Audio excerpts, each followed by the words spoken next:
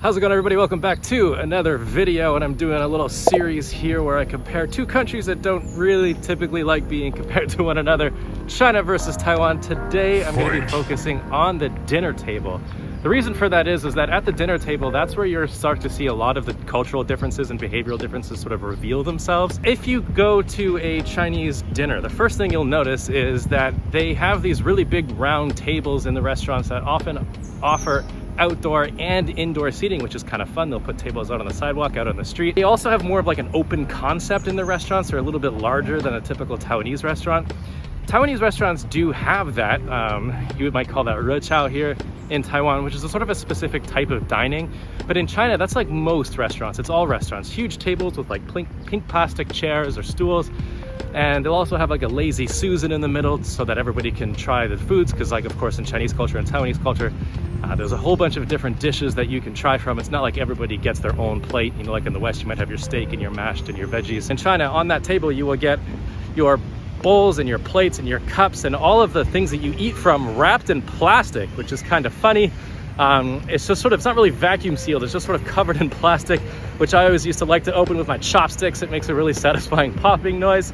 And the reason they do that is for sanitation, for cleanliness, because Chinese restaurants are often, they have a lot of scandals and controversies due to cleanliness. So to assure the customer that what they're getting is clean, they wrap everything in plastic. Now, those dishes being wrapped in plastic isn't quite enough for Chinese people. What you also get is a pot of boiling water, like a kettle, or sometimes tea, and they take that tea or water and they wash their cups and bowls and plates and chopsticks and spoons in it.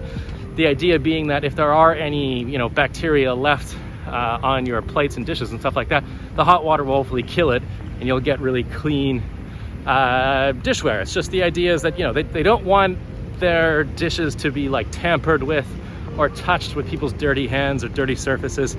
And so they wrap it in plastic and douse it all in hot water or tea to hopefully kill off any black bacteria. In Taiwan, doesn't happen. You don't see that. People are more than happy here just to accept what they get, simply because Taiwanese restaurants don't have those controversies. They don't have those scandals as often.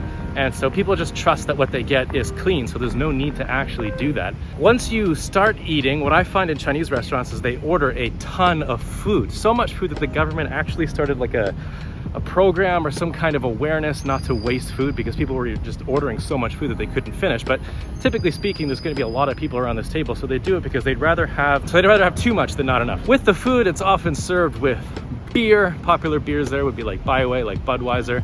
Heineken and Carlsberg are getting really popular there. They'll also drink Qingdao, of course, and snow beer and some other Chinese beers. They'll also drink baijiu, or expensive whiskeys and that kind of thing. Booze is often served with dinner, and there's a reason for that. Dinners in China are like crazy parties, and they have them often to make new connections or form new relationships, which is a really important part of Chinese culture. And so people will get pretty drunk, and if you're the foreigner at the table, they're gonna get you ridiculously drunk. It's like destroy the foreigner game, where they're all trying to cheers you and all trying to outdrink the foreigner. People are really loud. They're often they get really touchy. I don't mean touchy in the sense that they are sensitive to subjects. I mean, they're physically touchy. They'll often, especially the men, will throw their arm around you. They'll hug you. They'll, you're their comrade, you're their friend, and we're drinking together, and we're, you're like your best friend, even though you've just met. I've had people even try to like kiss me, which is pretty uncomfortable.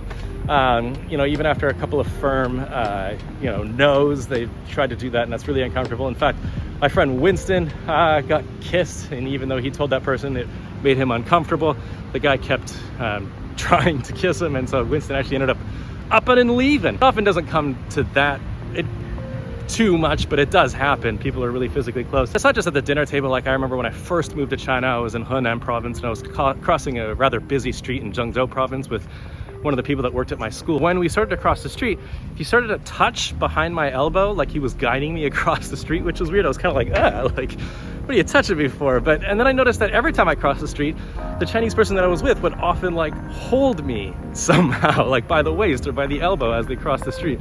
I'm assuming the reason for that is because they understand that their streets are a lot more chaotic and a lot more busy than the ones that we might be used to in the West. And getting hit by a car is a pretty easy thing to do in China, and they want to make sure that you're safe, and so they'll kind of do that to sort of show that they care or try to you know, ensure your safety, I guess. Anyways, going back to the dinner table, the reason that you'll notice that people are so loud and people are drinking and jumping up and hugging each other and speaking loud, and the children are completely unsupervised and they're running around the restaurant and it's just fucking chaos. The reason for that is that when Chinese people eat with you, they want you to feel as comfortable as possible. They want to make sure that you're free and you're not too shy and you can break down that wall, and the booze really helps with that. And so it's just more of like a friendly, welcoming thing, and that can translate into being a bit rude or a bit bombastic or lacking any real tact by a lot of other country standards. And so it's sort of perceived as rude, but really what they're trying to do is just be friendly and open. By contrast, if we look at Taiwan, they do not engage in that kind of behavior at all. Taiwanese people, by contrast, are a lot quieter. They're a lot more reserved, a lot more what the rest of the world would consider polite. They are not loud at the dinner table. They typically don't even drink at the dinner table. Taiwanese people do drink, just not as openly or as publicly as Chinese people do. They'll typically rather, you know, if they're gonna get rowdy or if they're gonna get drunk, they'd rather do it privately in their own KTV room or just at home, out of the public eye. If someone like gets so drunk they're gonna pass out, they're very quickly whisked away by an ambulance. You know, public displays of drunkenness aren't as common in Taiwan as it is in China. Usually at the end of a Chinese dinner, most of the table is gonna be, you know, foobar, if you know what that means. Taiwanese dinners are often not as much of an event. So like in China, again, it's a big get together, it's an event, it's an exciting thing to happen. In Taiwan, it's a lot more of a quiet thing. Taiwan also has a much more of a snacking culture. So although they do have restaurants with big tables for families to sit at, a lot of the times they'd rather just, you know, get a quick thing to eat, a quick bite to eat from a food shop or like a stall or something like that. So it's just a little bit more of a different, it's just a different atmosphere. Taiwanese people are all more conscious and courteous and polite to the people around them. They will not be that loud. They don't appreciate other people being loud around them. A Taiwanese dinner is considerably more quiet. You know, Taiwanese people also don't like being touched as much as Chinese people. So although it can happen, I've had Taiwanese people get really drunk and get kind of touchy, but it doesn't happen as often. People here are a lot more respectful of your space, a lot more respectful of your sort of personal bubble. They aren't going to be jumping all over you, hugging, being overly friendly, so to speak. So yeah, Taiwanese people are a lot more what I guess the rest of the world would consider quote unquote normal. Where I think China gets that bad rep is when they go abroad and they're sort of tourists and they don't adapt to those people's ways of life. And so, you know, they're smoking cigarettes where they shouldn't be, they're treating staff terribly, they're loud, they're abrasive, they're obnoxious, and that's rude in a lot of other people's countries and cultures.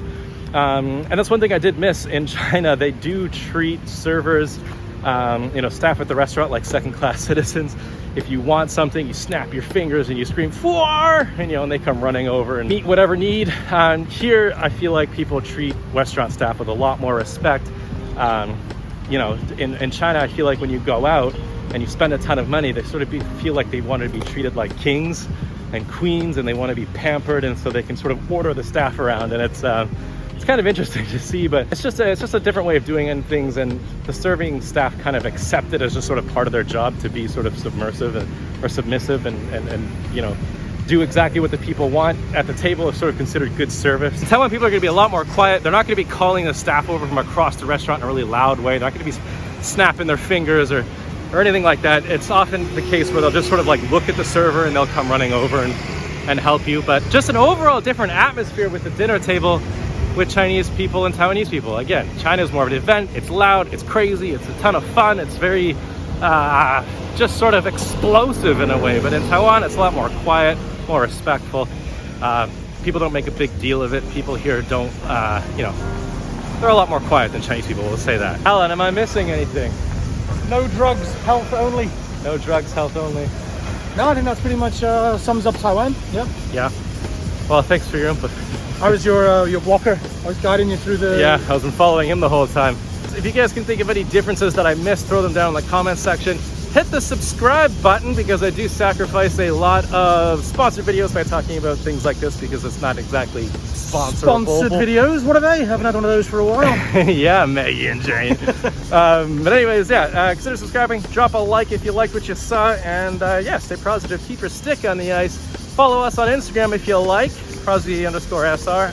Life in Taiwan 2017. That's what I came here for, just to plug my channel, my Instagram. Yeah. Bye. Catch you guys on the next one.